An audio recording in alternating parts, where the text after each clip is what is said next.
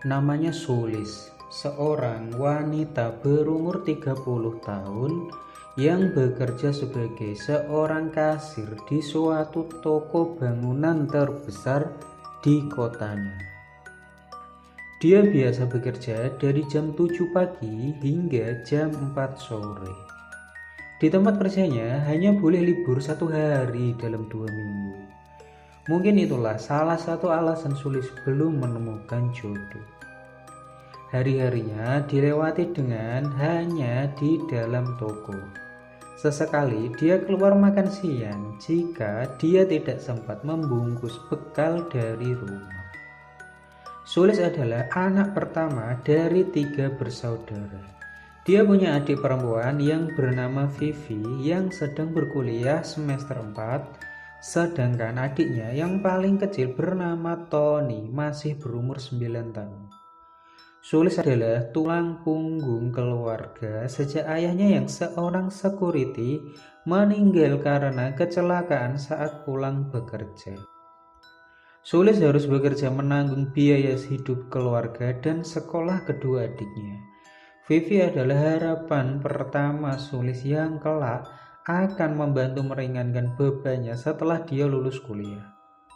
Sebenarnya ibunya masih cukup kuat untuk melakukan beberapa pekerjaan ringan. Namun karena sudah terlanjur tidak pernah hidup berat saat ayahnya masih ada, jadi ibunya yang bernama Farida ini bisa dibilang sama sekali tidak meringankan beban Sulis. Itulah alasan Sulis memilih pekerjaan ini walaupun harus menghabiskan seluruh waktunya di toko. Dia sama sekali tidak memikirkan gunjingan warga yang menyebutnya perawan tua. Selain bekerja keras, Sulis juga wanita yang tergolong cantik. Kulitnya putih, bibirnya merah dengan ukuran tebal di bagian bawah. Badannya juga bagus karena dia memang dituntut untuk aktif saat bekerja. Siang itu, saat Sulis sedang keluar bersama temannya untuk makan siang, di jalan dia seperti melihat seorang yang mirip Vivi adiknya sedang berboncengan dengan seorang laki-laki mengendarai sepeda motor. Namun karena lajunya cukup cepat, Sulis tidak bisa memastikan kalau itu adiknya atau bukan. Sore itu Sulis lagi pusing banget hitungan uang dengan yang di catatan tidak sesuai. Ada selisih sekitar 200.000 rupiah.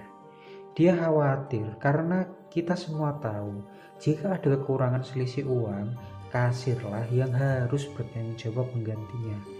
Kejadian ini baru pertama kali dialami Sulis selama 6 tahun dia bekerja di tempat itu. Apa kamu sudah benar menghitungnya, Lis? Tanya Koh Rudi, pemilik toko bangunan itu. Udah kok, coba saya tanyakan ke pegawai lain. Barangkali ada yang membawa barang pesanan tapi lupa dibayar, jawab Sulis. Ya udah, hari ini tutup buku dulu aja. Besok sore kita kelarin hitungannya, ucap Koh Rudi. Sulis pun pamit pulang ke bosnya. Saat sampai di rumah, dia melihat Vivi sudah berada di rumah. Saat ditanya, Vivi bilang kalau seharian dia hanya pergi kuliah, terus pulang naik angkot. Bukannya mau ikut campur urusan Vivi, namun Sulis tidak mau adiknya berpacaran dulu. Dia mau Vivi fokus menyelesaikan kuliahnya biar beban yang ditanggung Sulis sedikit ringan. Saat mau makan, di meja ada bekas tulang ayam habis dimakan. Kamu makan lauk tempe aja ya nak? Ayamnya sudah dihabiskan sama Vivi sama Tony, ucap Bu Farida ibunya. Sulis pun mengiyakan, dia memang tidak pilih-pilih kalau soal makanan. Bulan depan adikmu Tony mau ada studi tour ke kebun binatang, bayarnya 200.000. Kamu jangan lupa ya, ucap ibunya saat Sulis sedang makan. Bulan kemarin kan masih ada sisa uang hasil jual motor ayah, Bu, jawab Sulis. Sisa 700 udah aku kasih ke Vivi. Kasihan dia bajunya itu terus. Nanti dia malu sama teman-temannya. Sulis yang mendengar jawaban ibunya itu hanya bisa menghela nafas. Kadang dia merasa diperlakukan tidak adil oleh ibunya. Dia yang capek kerja, nyari duit, tapi sang ibu lebih mementingkan hal-hal kurang berguna untuk Vivi. Saat ibunya pergi ke depan, Tony pun mendekati Sulis. "Kak, aku nggak usah ikut studi tour. Aku nggak suka hewan-hewan. Mending kalau kakak punya uang, beliin mainan ini aja kak. Nanti Tony jualin lagi ke teman-teman Tony." Sulis pun terharu. Adik Sulis yang paling kecil ini memang gak pernah minta apa-apa. Tiap ada permintaan pasti tujuannya selalu baik. Dulu pas musim kelereng, dia minta dibeliin kelereng yang banyak di pasar buat dijual lagi. Dari modal 50.000, Tony bisa mendapatkan omset hingga 120.000. "Kakak ada kok uangnya, nanti kakak bayarin studi tournya. Dan ini ada uang 50.000 buat kamu beli mainan. Nanti hasil penjualannya ditabung ya dek," ucap Sulis sambil mengelus rambut adiknya. Esok harinya seperti biasa Sulis kembali masuk kerja. Dia pun tidak lupa meng-cross-check ke karyawan lain mengenai selisih perhitungan kemarin. Namun transaksi itu tidak ditemukan. Sulis pun harus mengikhlaskan uangnya 200.000 rupiah untuk mengganti selisih uang di kasir. Saat sedang bengong, tiba-tiba, "Mbak, saya mau beli cat tembok yang 25 kilo, 4 ember yang warna putih." "Iya pak, tapi tunggu sebentar ya, karyawan lain sedang masukin triplek di samping," jawab Sulis. "Udah kok mbak, ini tinggal bayar, tadi udah dibantu ngangkat ke mobil sama masnya," kata pembeli itu sambil menunjuk ke arah sosok laki-laki berumur sekitar 25 tahun yang berwajah oriental dan berkulit putih bersih. "Itu anaknya Koh Rudi, dia baru pulang dari pondok," sahut Mbak Wiwin, teman kerjanya Sulis. Mbak Wiwin ini sudah bekerja ikut Koh Rudi selama 20 tahun lebih. Dia bilang kalau Koh Rudi punya anak dari istri pertamanya yang sudah meninggal. Anak itu bernama Nanda. Walaupun Koh Rudi dan keluarga beragama Kristen, namun Mas Nanda ini Cina Muslim. Karena ibunya dulu mu'alaf, Koh Rudi membebaskan anaknya untuk memeluk agama yang diyakini. Mas Nanda sudah mondok sejak lulus SD. Selain ganteng, Mas Nanda ini juga hafal Al-Quran. Dia juga sangat baik dengan adik-adiknya walaupun mereka beda ibu. "Mbak, kalau mau istirahat makan silakan aja, biar saya gantikan," ucap Mas Nanda yang mengagetkan kegiatan gosip Mbak Wiwin dan Sulis. "Saya makan siang di sini kok, saya sudah bawa bekal," jawab Sulis. "Panggil saya Mas Nanda aja mbak." Sore pun tiba. Saat sedang menunggu angkot arah pulang, Sulis kembali melihat orang yang sangat mirip dengan Vivi adiknya sedang diboncengkan oleh seorang laki-laki. Setelah diperhatikan dengan seksama, dia yakin kalau itu Vivi. Dia pun kaget karena mereka terlihat berboncengan dengan sangat mesra. Sulis tidak habis pikir. Dia sudah capek-capek nyari duit supaya sang adik bisa sekolah, bisa fokus kuliah, malah dia mulai berpacaran. Saat sampai di rumah, adu mulut pun terjadi. Vivi beralasan kalau dia juga pengen seperti orang-orang seusianya, punya pacar. Sang ibu juga memaklumi apa yang dialami Vivi. Malah sang ibu bilang buat nyuruh Sulis mencari suami, biar ekonomi keluarga ada yang bantu nanggung. Di sini Sulis benar-benar kecewa dengan perkataan Vivi dan ibunya. Dia pun memilih diam dan langsung masuk kamar. Di dalam kamar dia menangis. Dia teringat dengan sosok ayahnya yang selalu menyayanginya. Semenjak terjadinya perdebatan itu, Sulis tidak mau lagi menasihati Vivi. Saat Vivi pertama kali ke rumah membawa pacarnya, Sulis memilih untuk di kamar. Di luar samar-samar terdengar suara tawa ibunya dan pacar Vivi yang bernama Andri sedang mengobrol. Hari itu Sulis pulang lebih cepat sekitar jam 1 siang. Kok Rudi bilang kalau mau ada pengecoran jalan raya tepat di depan toko. Percuma saja toko dibuka kalau akses jalan sementara ditutup. Kok Rudi pun menyuruh karyawannya untuk pulang saja dan libur sekitar 2 hari. Pas sampai di depan rumah, Sulis melihat sepeda motor Andri, pacar Vivi, sedang terparkir di depan rumah. Namun aneh, pintu rumah bagian depan kok tertutup. Saat Sulis beranjak dan membuka pintu, dia pun kaget, dia terkejut. Dia memergoki Vivi dan Andri sedang saling tindih dengan tubuh setengah telanjang. Sulis pun langsung istighfar dan meneriaki adiknya. Andri dan Vivi yang kaget pun langsung buru-buru merapikan kembali pakaian mereka. "Kakak diam ya, kakak gak usah banyak ngomong," ucap Vivi sambil berlalu keluar dengan Andri naik motor. Sulis pun menangis, dia tertunduk lemas dengan hal yang baru aja terjadi di depan matanya.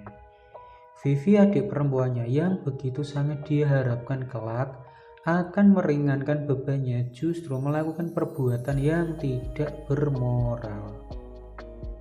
Saat sang ibu baru pulang dari luar membawa beberapa sayur, dia malah tidak percaya dengan yang dikatakan Sulis. Ibunya bilang kalau Sulis cuma iri melihat adiknya bahagia. Berselang sekitar 2 bulan setelah kejadian itu, berita yang menggemparkan pun didapatkan Sulis. Vivi sang adik hamil di luar nikah. Sulis langsung menampar muka Vivi, sang ibu hanya diam. Dia juga merasa shock dengan kejadian itu. Vivi hanya bisa menangis meminta maaf ke kakaknya.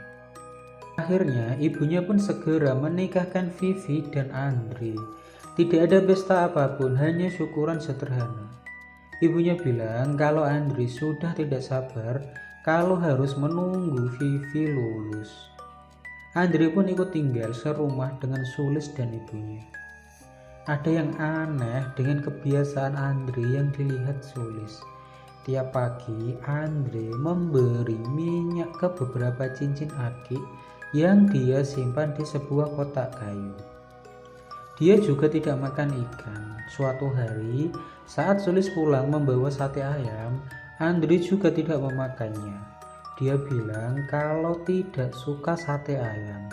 Sedangkan saat ibunya menggoreng ayam, dia ikut makan ayam. Dan satu lagi yang membuat Sulis merasa risih adalah tatapan mata Andri. Tatapan mata itu seolah menelanjanginya. Sulis yang biasa di rumah hanya memakai baju dan celana pendek seadanya, akhirnya memilih daster tertutup dan jilbab semenjak Andri ikut tinggal di situ. Suatu hari Sulis dikagetkan dengan ibunya yang baru saja masuk ke rumah membawa sebungkus rokok. Dia bilang kalau Andri tadi nitip, padahal ibunya tidak beli apa-apa selain rokok yang dipesan Andri. Sulis heran kenapa orang-orang di rumahnya sangat nurut dengan perkataan Andri. Suatu hari saat Sulis bangun subuh, dia pun memutuskan untuk mandi terlebih dahulu biar tidak berebutan kamar mandi dengan adik-adiknya. Karena dia mengira semua orang belum pada bangun, dia keluar kamar mandi hanya memakai sehelai handuk yang menutupi tubuhnya. Saat dia keluar, tiba-tiba ada yang menutup mulut dan memegangi tangannya. "Andri, kamu apa-apaan? Kamu jangan kurang ajar ya," teriak Sulis. "Kakak diam aja, nikmatin aja semuanya. Aku penasaran kenapa peletku tidak mempan ke kakak," ucap Andri sambil menciumi rambut Sulis yang masih basah. Sulis pun terus memberontak, dia pun berbalik menendang kantong menyan Andri. Andri pun langsung mules terkapar tidak berdaya. Sulis yang melihat itu langsung berlari masuk ke rumah. Sulis sangat shock dengan kejadian itu. Dia pun buru-buru sholat dan siap-siap berangkat bekerja. Baru jam 6 pagi, dia sudah pergi bekerja. Dia hanya berpikir buat sesegera mungkin keluar dari rumah ini. Seharian itu dia tidak fokus kerja. Dia masih trauma dengan kejadian yang menimpanya pagi itu. Kalaupun cerita ke ibu dan Vivi, mereka pasti tidak percaya. Tak terasa air mata pun keluar. "Mbak Sulis kenapa menangis?" ucap Mas Nanda yang mengagetkan Sulis. "Gak apa-apa mas," jawab Sulis. "Mbak, ini diminum dulu." Sulis pun menerima segelas air putih yang diberikan Mas Nanda dan meminumnya. "Airnya seger banget mas." "Itu air jam-jam mbak. Kalau mbak mau bisa ambil itu, aku taruh di kulkas. Kalau mau minum tinggal ambil aja ya mbak. Aku masih sedia banyak," kata Mbak Wiwin. Mas Nanda baru aja pulang umroh. Setiap tahun dia mendapat jatah umroh gratis dari pondok tempat dia belajar dan mengajar. Bahkan di usia 17 tahun dia sudah berangkat haji.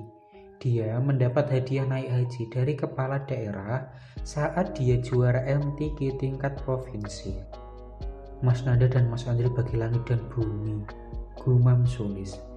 Sejenak kita tinggalkan Sulis. Siang itu Andri pamit keluar kepada istrinya.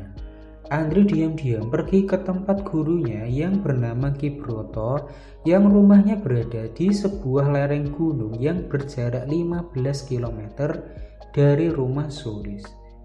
Dengan Ki Broto lah Andri meminta ilmu pelet dan ilmu pengasihan. "Ki, pelet yang Aki ajarkan tidak mempan ke Sulis, kakaknya istriku. Padahal udah aku lakuin semua perintah Ki Broto. Aku juga sudah meminum air bekas rebusan celana dalam Sulis," ucap Andri. "Wanita yang sedang kamu incar ini rajin beribadah. Cukup sulit buat melumpuhkan orang-orang yang selalu ingat dengan Tuhannya," jawab Ki Broto. "Terus aku harus bagaimana Ki? Aku suka sekali dengan Sulis. Aku sudah tidak tahan ini menikmati tubuhnya," ucap Andri. "Kalau kamu mau cepat manjur, bertapalah semalam di air terjun Wingit. Letaknya tidak jauh dari sini. Jika beruntung, kamu akan ditemui oleh sosoknya Nyai Wingit. Selain wanita itu akan segera kamu dapatkan, ilmu peletmu juga akan semakin ampuh." "Baik Ki, aku mau," jawab Andri. "Namun ada syaratnya. Kamu harus bersetubuh dengan Nyai Wingit. Itu harus kamu lakukan tiap malam hari weton kelahiranmu," ucap Ki Broto. Nyai Wingit adalah sosok jin penunggu air terjun Wingit yang terkenal angker. Dia sangat cantik. Dia akan membantu menaikkan kemampuan dan ilmu-ilmu bagi siapapun yang mau bersekutu dengannya. Mendengar cerita dari Mbah Broto itu, Andri pun mengiyakan dan menyanggupi semua persyaratannya. Akhirnya ritual itu pun Andri lakukan di malam hari Kamis Pahing, weton kelahirannya.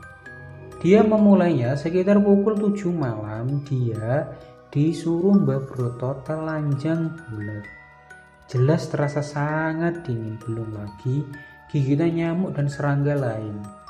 Andri disuruh untuk tetap fokus. Mbah Broto meninggalkan Andri sendirian di tempat yang sunyi dan gelap itu. Sekitar tengah malam, saat Andri sudah bisa menahan dingin dan perihnya gigitan serangga, tiba-tiba suasana jadi hening. Suara serangga dan gemericik air terjun pun seketika lenyap. Tiba-tiba ada yang mengelus punggung dan badannya. "Buka matamu." Saat Andri membuka mata, di depannya sudah ada seorang wanita yang sangat cantik dengan memakai pakaian putri kerajaan. "Aku sudah tahu maksud kedatanganmu. Kamu siap sumpah setia menjadi pengikutku?" tanya Nyai Wingit. "Iya Nyai," jawab Andri. "Baiklah, ayo kita mulai ritualnya. ucap Nyai Wingit yang langsung membuka semua pakaiannya yang dia pakai. Dan ritual senggama pun dilakukan. Entah sudah berapa kali Andre melakukan itu. Tenaganya seperti tidak pernah habis. Mungkin sudah puluhan kali hingga akhirnya dia lemas dan tertidur. Keesokan harinya dia sudah terbangun dalam keadaan tubuh tertutup daun talas berada di pinggir air terjun. Saat melihat ke samping, di sana ada Mbah Broto yang sedang duduk sambil merokok menunggu Andre tersadarkan. Itu yang di tanganmu adalah sisik ular weleng. Itu jimat yang diberikan Nyai Wingit kepadamu. Itu dapat kamu gunakan untuk memikat siapapun. Cukup beri minum orang yang kamu mau targetkan dengan rendaman jimat itu, ucap Mbah Broto. Akhirnya Andre pun pamit pulang. Badannya terasa sangat capek dan sedikit bocah. Sampai di rumah, sang istri langsung membuatkan minuman dan memijit-mijit. Malam itu saat semua orang sedang tidur, Andre keluar mengendap-endap dari kamar menuju dapur.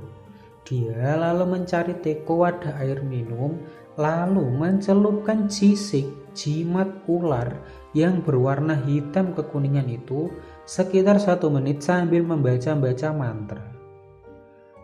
Sesaat air yang bening itu berubah menjadi hitam, lalu kembali berwarna bening. Keesokan paginya, saat sedang sarapan di dapur, Andre disamperin Sulis. Makan yang banyak ya Andre, ini aku ambilkan minum. Tumben air putihnya terasa segar. Makasih ya kak, jawab Andre sambil tersenyum. Melihat perubahan dan perhatian Kak Sulis, Andre pun senang karena peletnya berhasil dengan sempurna. Setelah itu Sulis berangkat kerja, namun tidak seperti biasanya. Sulis terlihat lesu, wajahnya pucat. Saat diajak ngobrol dia nggak nyambung seperti orang linglung. Kamu lagi sakit ya Lis? Kalau iya mending kamu istirahat dulu, kata Koh Rudi. Sulis pun langsung berjalan ke belakang toko tanpa merespon omongan Koh Rudi. Koh Rudi dan Mbak Wiwin yang melihat itu pun kaget dengan sikap Sulis. Mbak Wiwin pun inisiatif untuk memanggil Mas Nanda. Mbak, lagi ngapain? Tanya Mas Nanda sambil menepuk pundak Sulis. Seketika Sulis pun terkaget. Loh, kok saya ada di sini? Bukannya saya tadi lagi makan di rumah, ucap Sulis kebingungan. Mbak Sulis sedang dalam pengaruh ilmu jahat. Mbak tunggu sebentar di sini ya, ucap Mas Nanda yang berlalu pergi masuk kembali ke dalam toko.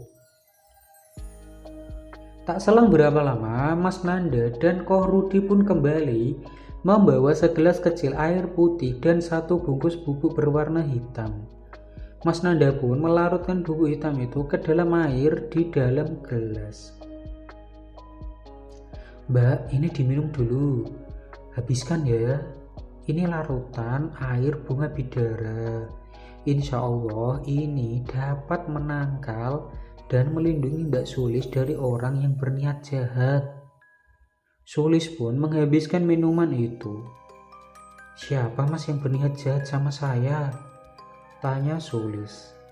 Saya nggak bisa memberitahukan Mbak. Yang penting sekarang Mbak Sulis sudah aman. Dan untuk saat ini jangan sampai putus wudhu ya, kalau Mbak Sulis tidak sedang hadas. Lalu Mas Nanda pun memberikan 1 bungkus lagi bubuk daun bidara berwarna putih. Dia meminta untuk dicampurkan ke teko air yang ada di rumah Sulis. Sepulangnya bekerja, Andre pun sudah menunggu Sulis di depan rumah sambil senyum-senyum. Namun Sulis memang hanya diam dan mengalihkan pandangannya. Saat sampai di dapur, Sulis langsung memasukkan bubuk itu ke dalam teko sebelum orang lain melihatnya. Sekitar pukul 3 malam, Satu rumah terbangun oleh teriakan kesakitan Andre. Ibu Sulis pun langsung masuk ke kamar Vivi. Sulis dan Tony hanya menunggu di luar kamar. Menurut ibunya Andre, alat kelamin Andre tiba-tiba membengkak dan mengeluarkan nanah, dan kantong menyanyi juga membengkak sebesar bola kasti. Malam itu juga Sulis pergi menggedor rumah Pak RT untuk meminta tolong untuk mengantarkan Andre ke rumah sakit. Akhirnya dokter rumah sakit memvonis Andre untuk dipotong alat kelaminnya dan dikebiri. Kata dokter, Andre terkena penyakit yang sangat langka. Entah itu efek dari minuman yang diberikan Mas Nanda atau memang ulah dari Nyai Wingit, kita semua tidak tahu. Sejak dikebiri itu, Andre lebih banyak murung dan terdiam. Sempat mau dibawa ayahnya Andre untuk diobati, tapi Andre tidak mau. Selang beberapa hari, Andre ditemukan sudah gantung diri di pohon mangga belakang rumah. Dia menuliskan permintaan maafnya ke Vivi dan keluarga, dan cerita pun selesai.